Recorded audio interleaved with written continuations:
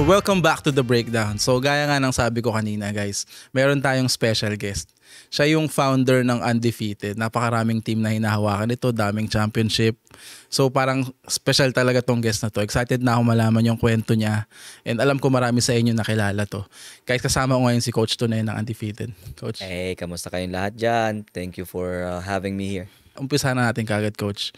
Like, paano ka ba nagsimula? Like, yung hilig mo sa basketball, paano na-introduce? Actually, yung hilig ko sa basketball nagsimula sa Pilipinas late na eh. Siguro mga 11 years old ako. Eh, alam mo naman sa Pilipinas, punta ka sa court, tambay ka. Ano yun learn by watching, di ba? Walang training. Doon lang ako nahilig. Pero yung dumating ako sa Canada, doon talaga ako nag full blast. Talagang dumating ako dito, 13 years old ako. So pretty much dito na ako tumanda. Ganun pala ka-early yung dating mo. Oo. Pero nung sa Pilipinas ka, naglaro ka ba? Wala, naglaro lang ako. Yung mga, yung mga liga-liga sa yung subdivision, doon lang talaga. So at 13, relatively, sobrang bata pa nun. Halos nagmamature ka pa lang sa laro. Yeah. So siguro, na lang, yung pagdating mo ng Canada, like, paano ka nahilig sa basketball? Paano ka pa rin napunta sa basketball? O kasi yung yung dumating kami rito, kasi nauna yung mga kapatid ko, yung dalawang kapatid ko tsaka yung tatay ko. Nauna sila like 2 years before us. So after 2 years, pinetition nila kami. So yung mga kapatid ko mahilig din sa basketball. So ang nangyari, dinala nila ako dun sa parang open run nila. Doon ako nagsimula. Tapos mayroong nakakita sa akin na isang manager. Sabi niyo, laro ka rito sa team ko. Kailangan ko ng player. Doon na nagsimula. At 13 years old? Oh, at 13 years old. Ibig sabihin, mahusay ka na talaga sa mga panahon na yun. Para sa akin, sakto lang. Laro ko kasi talaga, point guard, shooting guard. Kasi nga maliit ako eh. Pero naglaro ka sa high school team mo? Oo, naglaro ko sa high school dito. Una, naglaro ko sa elementary school, sa St. Margaret. And then, naglaro ko sa high school sa James Cardinal McGuigan. Buong 4 years? Oo. And then, nung time na naglalaro ka ng high school, na-develop mo ba paano mo na-develop yung skills mo? Nag-enroll ka ba sa mga skills camp? Actually, hindi. Kasi nagulat din ako kasi nung sumasama lang ako dun sa mga kapatid kong maglaro ng pick-up game. Dun lang ako naasa kasi ang nakakalaban ko hindi edad ko eh. Puro matatanda. So alam mo, matututo ka doon. Alam mo naman, gulangan, di ba? Ayun, doon ako talaga na-develop. So puro laro lang talaga? Laro lang talaga, oo. Laro lang talaga. Buong high school, ganun? Yeah. And then, after ng high school nun, Coach, naglaro ka rin ba ng college? Hindi na. Kasi pagkatapos nun, so high school, nagtrabaho na, tapos talaga nag-focus na ako sa school nung high school. Pero paano ka nabalik dun sa basketball world? Naglalaro ka pala ng mga liga-liga? Yeah, naglalaro pa rin kami ng mga Filipino liga dito back then. It's like yung PhilAc, PhilCan. Yan, doon palagi kami naglalaro ng mga kapatid ko at yung mga kaibigan namin. Noong mga time na yun, Coach, ano yung mga top leagues ng mga panahon na yun? Ang top leagues noon, yung PhilAc lang at PhilCan. Tapos sa MPAA, which is Mississauga. Ay lang talagang major liga dito sa GTA. Anong year nga to, if you don't mind me asking? Siguro mga 1992, 3? Ito yung college ka, high school ka? Yung college ako, 92 ako nag-college. 92 ako nag-college. Nung mga time ba na yun, like marami ng mga Pinoy dito na player? Madami na. Madami ng Pilipino naglalaro talaga. Pero like kagaya ba yun ngayon, Coach, na ang dami ngayon na parang naglaro sa Pilipinas? May mga notables ba na parang? Hindi. Ngayon talagang mas marami na nagpupunta na sikat sa Pilipinas na nagpupunta rito. Dati kasi, hindi. Mga bilang na bilang lang. So, naman, kunyari, after college, wait lang kay Jeff pa. Nababother ako, sorry. Na okay lang ba yung pwesto ng mic ko? Hindi ba ako masyadong, minsan kasi sinasabi ni Andrea, ibaba akong ganito. Okay lang. Yung kanya okay lang din. Sige. Pasan tayo saglit. Kailan ka napuntang coaching? Ano ba bago na tanong? Napunta ako ng coaching siguro nung 17, 18. Ganun din ka-early. Maaga rin ako nag-coach kasi ang kinoach ko yung mga kaibigan naming mas bata sa akin. Sige, doon na tayo dumiretso. Sige, game na ko, Jeb, sorry. Okay. Yung coaching naman, coach, like, paano ka naman napunta into coaching? Kasi meron ako yung tropahan namin before. Meron kaming mga, yung medyo matanda, medyo bata. So, nag-decide yung kapatid ko na magtayo ng team. So, sabi niya, sino magko-coach sa inyo? Sabi ko, sige, ako na lang magko-coach. So, ayun, ako ang nagko-coach sa kanila. Instead ako naglalaro, minsan kasi naglalaro ako sa mga mas matatanda. So, pag may game yung mga mas bata sa akin, ako nagko-coach sa kanila. So, for fun lang, babe? For fun lang talaga. Talagang magkakaibigan lang kami. Pero, like, binalak mo ba talaga mag-coach? Hindi. Later down? Hindi talaga. Paano mo na-develop yun, yung ganong So, yung coaching kasi sa through experience. And kaya naman ako na uwi sa coaching kasi nung back in 2007, talagang nagkaroon ako ng car accident. And then, nalimit ako maglaro ng basketball. Sa sobrang hilig ko nga sa basketball, gusto ko mag-stay pa rin sa court. So, parang sineryoso ko na yung coaching ngayon. Doon na nagsimula. Parang ganyan din yata ng most ng mga hoopers siguro, marami na parang even after retirement kasi, di ba? Mm-hmm. Obviously, physically, hindi na kaya ng katawan mo maglaro. Natin lahat. Pero yung isip natin nandun pa rin. Marami rin ako kilala ganun, coach. Yung parang gusto nila parang around pa rin sila ng basketball even after. Lalo na kung medyo early talaga silang hindi na nila kaya for some reason. Mm-hmm. Ako nga, 30 pa lang ako. Hindi ko na kaya maglaro. Pero parang gustong-gusto ng isip ko. Hindi ko lang alam kung paano bumalik. So, nung dumating ka ng coaching, like, ano ba yun? Nag-research ka? Dinevelop mo yung, ano bang coaching philosophy style mo? Wala sa akin kasi I guess yung sa akin na-develop dahil sa experience, yung panonood ko ng mga games, yung mga coaches, kumukuha ko ng mga pointers. Tapos, you learn, tingnan mo lang yung bakit niya pinapagawa ito, bakit niya ganito. So, in the way I coach, most of the time, I do my adjustment on the fly. Hindi yung, di ba, most of the coaches sa practice. Nagpa-practice din kami. Pero most of the time, depende sa kalaban. So, on the fly ako. Pero like very systematic ka ba? Yes. Oh yeah. I focus more on defense. Kasi yung offense naman, anyone can play offense, di ba? Pero pwede ko ba i-ask, coach, yung philosophy mo nung nagsisimula ka sa ngayon, obviously magkaiba or same pa rin ba? Sa ngayon kasi before yung nagsimula kasi ako, yung mga bata is talagang raw, talagang baguhan sa basketball. So development, ayun ang philosophy ko before. So yung mga batang hindi masyado na-expose sa basketball, gusto ko silang ma-expose at ma-develop. Pero ngayon, it's 50-50 na, winning and development. Pero again, development pa rin talaga ang priority. Pero minsan kasi mahirap Nagsiskills training ka rin ba, coach? Oo.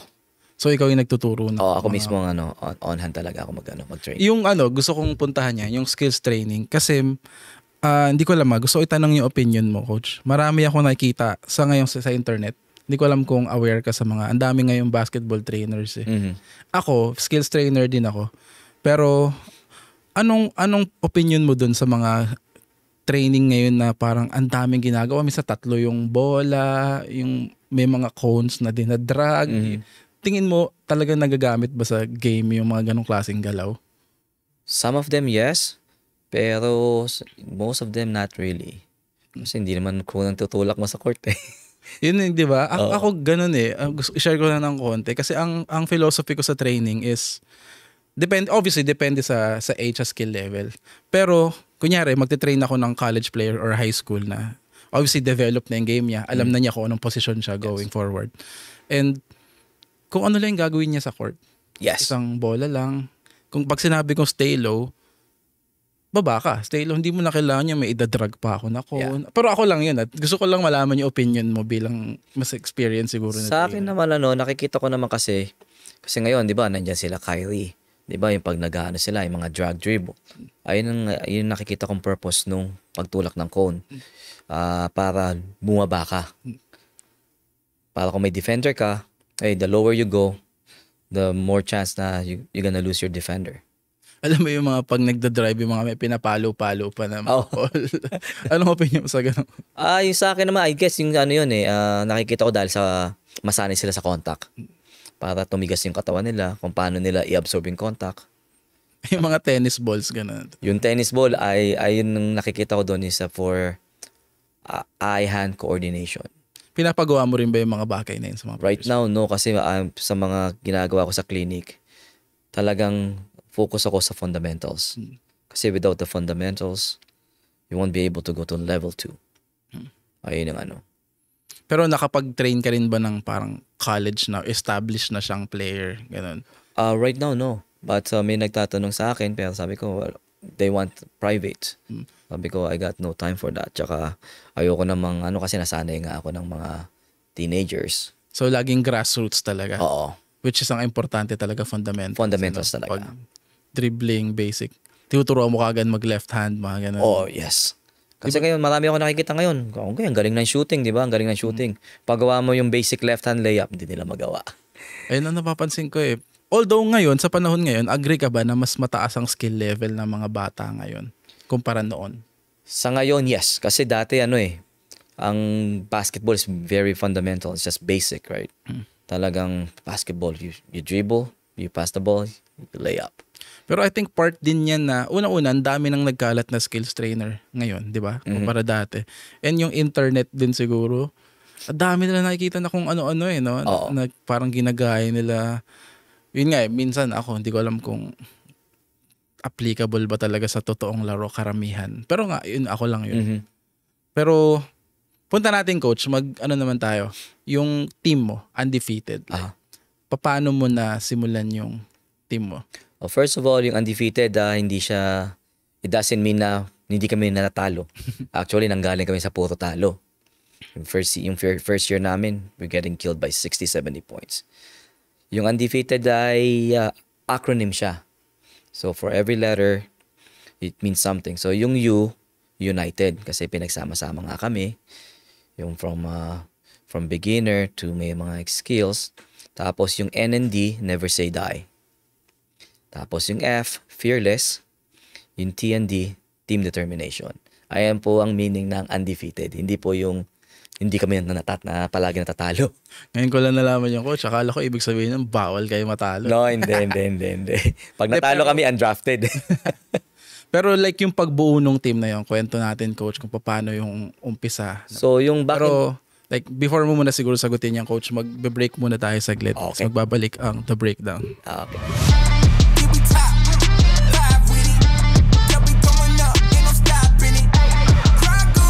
Ayun, coach.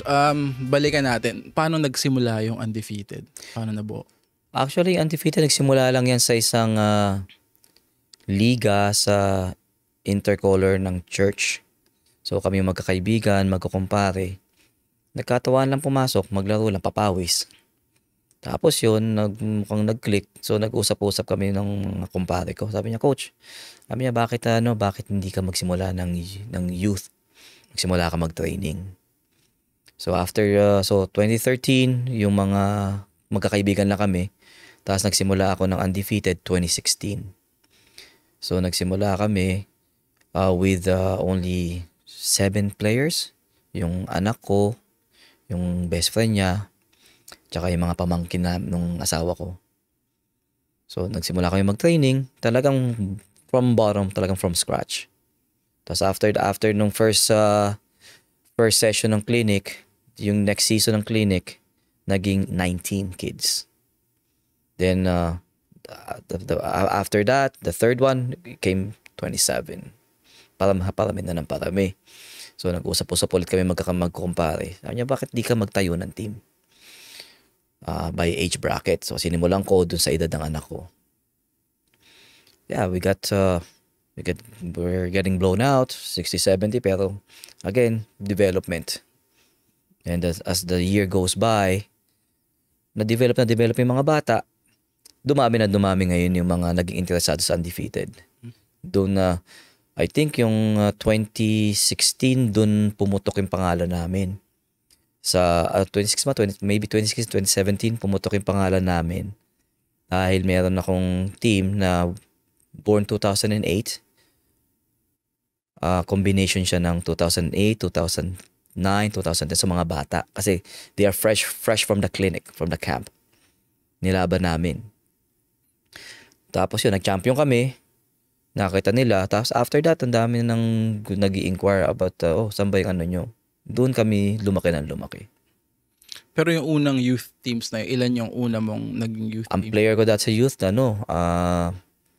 players lang ata kami. Combination pa yun ng 07, 08, and 09. So, dumami na lang talaga na dumami. Nung dumami na siya ng dumami, ikaw pa rin nag-handle ng lahat ng yun? Yes, mostly yes. Tapos nung ngayon, lately na lang, kasi nga talagang naging busy ako. So, kailangan ko nang mag-assign ng mga coaches. Ilan na ba ang team mo ngayon, coach? Ngayon, youth only, it's about 8 or 9. Kasama yung hindi youth? Yung youth, siguro mga nasa 12, 13. Dami din pala, no? Oo. May mga... Paano mo pinipili yung players or nag-e-enroll? Kasi obviously, kung kunyari meron kang under 13, di ba? Ilang ba ang kasya sa team like na maglalaro like? Most yung kinukuha ko lang kasi is like 10 or 11 max. So, ang nangyayari, nagbe-message sila sa Instagram, sa Facebook, nag-i-inquire, meron po ba kayong ganito? Tapos yung iba, word of mouth. Yung parent ng player ko, kilala nila. So, binibigay nila yung number ko. Pero most of my players sa mga team ko, most of them, galing sa clinic, sa camp. So, ayun ang ano. Pwede ko ba itanong, coach? Kasi usually sa mga youth teams, na-experience kayo ni pag mga bata, usually younger, nag-coach ako ng grade 9, lalo na girls, na-try ko. Relatively bata pa rin naman sila, mga 14, 13. Paano mo binabalance yung playing time ng mga players? Nagkakaroon kasi, lalo na kapag ganong age kasi gusto silang mapanood ng parents sila na mag-perform. Naging challenge ba ever sa'yo yung pagbalanse ng minuto? Oo, talagang big challenge yun kasi again, lahat naman ng magulang gusto nakikita maglaro yung bata. Pero ang explanation ko sa mga parents na yung playing time, hindi pwedeng ibigay yan. Kasi pag binigay mo yan, yung bata hindi magpupush, ma-develop. Hindi niya matcha-challenge sarili niya. So kailangan nilang earned. Pero inisip ko lang kasi sa ganong coach, usually nagbayad sila ng clinic sa mga anak nila tapos ako lang yung sa high school ko di naman sila nagbayad pero like nahihirapan na ako minsan sasabi ako ng parents. Ang hirap mag-explain yun lang yung challenge na ganun. Hindi kasi ang kung gusto mo talaga maging coach, kailangan kasi you're not there to impress the parents. You're there for the kids. Assertive ka dapat. Oo, kailangan you have to let them understand na yung anak mo pinasok mo sa team para matuto, hindi para ma-babysit. So hindi ikaw yung coach na parang dapat lahat makakalaro, talagang equal, almost at least try mo talagang equal playing time. Ang ginagawa ko kasi pag alam ko yung kalaban namin, kaya naman, yung mga I'll call them yung mga starters ko, hindi ko masyadong ginagamit. Ginagamit ko yung alam kong mahihirapan akong gamitin pagdating ng semifinals championship. Doon ko sila pinaglalaro. As much na kaya kong gawin. Yung mga starters ko, limited yung minutes pag alam namin kaya yung kalaban. Paano mo dinedevelop yung team mo, coach? What do you mean? Anong klaseng preparation ang ginagawa nyo? Para, obviously bata yan, grassroots pa rin yan. Yeah. Para by the time na matanda na sila, ito na, alam na nila. Anong ginagawa mo sa kanila? Una-una, yung pag nagte-training kami o nagpa-team practice, 30 to 45 minutes, puro cardio kami. Cardio. Tapos after that, another 30 minutes yung mga skills training. Tapos yung team plays na, yung defense, ayun ang ginagawa ko. Yung mga naman, coach, yung mga team mo na, mga adult na, gano'n. paano nagsimula yung mga teams na yun? Ayun sa mga adult naman, pag nakikita lang nila, nagkikita-kita kami sa court, again, katuwaan lang. Oh, coach, ganito. Nakikita nila ako paano ako mag-coach. O, lumalapit sila. Coach, pwede bang sumali sa team nyo? Kasi yung sistema mo, gusto namin matuto pa. Sabi ko, okay, wala namang problema. Basta matatagan loob nyo kasi talagang, very strict ako kahit sa mga kay Gerald. Yung kay Mish Gerald. He knows that. Na stricto ako kahit sa mga edad nila. Ikaw ba yung coach na parang minumura mo talaga yung player? Oo. Pero walang personal. Walang personal, basketball lang. Basketball. Pagkatapos ng basketball, after wala na. Wala Ganun na. ka talaga? Ganun talaga ako. Wala naman napikon sa yung player, coach? Wala pa naman. Sa ngayon, ayun ang pagkakaalam ko. May sinasabi na pala sa likod.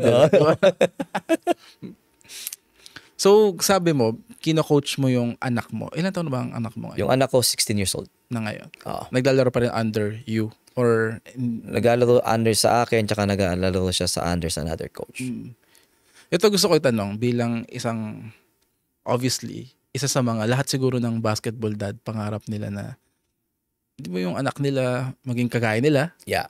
And pangarap nila na mapunta into basketball. Ako, wala pa akong anak eh. May naiisip ko na yung ganung bagay eh. Paano mo siya sinimulan sa basketball, coach? Yung una, yung anak ko, hindi ko na-expect na maggusto basketball eh. Kasi akala ko football ang laro niya kasi nakita ko pag bumabato ng bola, ang lakas. So minsan, dinala ka siya dun sa liga namin, may game ako, nanood. Nagustuhan niya. So, hindi ikaw yung pinilit mo yung basketball sa kanya. Hinayaan, talagang nagustuhan. Nagustuhan niya lang talaga. Pero siguro partly din nun dahil laging puro basketball yung ginagawa. Oo, kasi palagi siya nasa loob ng court. Kasi every weekend nasa loob kami ng court, may game kami. So nung nakita mo na nahihilig na siya doon, coach, tinuruan mo ba siya, tinraining mo ba? Doon ko lang siya simulan i-training. So I think nagsimula yung anak ko ng training 3.5 or 4. Sinimulan ko lang siya i-training.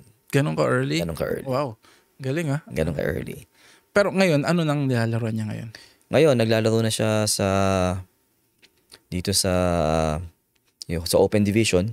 Pine-play up ko na siya. Tapos naglalaro din siya sa rep team. So yung Ontario Basketball. Tapos meron din kaming na-formed with a good friend of mine, si Coach Rod. Tsaka si Coach Mike na yung travel team. So dinadayo namin sila sa US. And then minsan sa Pilipinas. So depende kung saan kami magkaroon ng invite. Yung mga prep school, gano'n, hindi ba siya napunta sa mga? Actually, yung prep school gusto ko nga sana, kaya lang yung anak ko ayaw. Mahirap pilitin eh. Kasi baka at the end ako masisi. Bakit daw? Bakit? Gusto niya lang daw mag-enjoy sa high school. Gusto niya lang mag-enjoy yung high school kasama yung mga kaibigan niya. May mga college plans ba siya? Gusto niya subukan sa Pilipinas. Talaga? Gusto niya daw masubukan. So, if God is willing, hopefully, makapasok siya. Ano ko yun coach eh. Laging, ewan ko hindi ko alam, may something sa akin ang saya-saya ako pag nakakita ako ng player galing dito na nare-recruit sa Pilipinas. I mean, we can all argue na siguro nakakarinig ako mga lesser competition daw, mas mababa. Doon, kapag naglaro ka sa Pilipinas, para ka celebrity. At saka mataas ang competition sa Pilipinas. Oo, kasi sa Pilipinas kasi hindi lang puro skills eh. Ginagamit nila yung physicality, tsaka yung IQ. Dami nga nagsasabi, pag dating nila ng Pilipinas, nagugulat sila sa pagka-physical ng game eh. Very physical daw. Yeah, iba yung physicality doon kaysa rito. Ibang-iba. Yun, balikan nga muna natin, coach, yung mga youth teams mo sa Undefeated.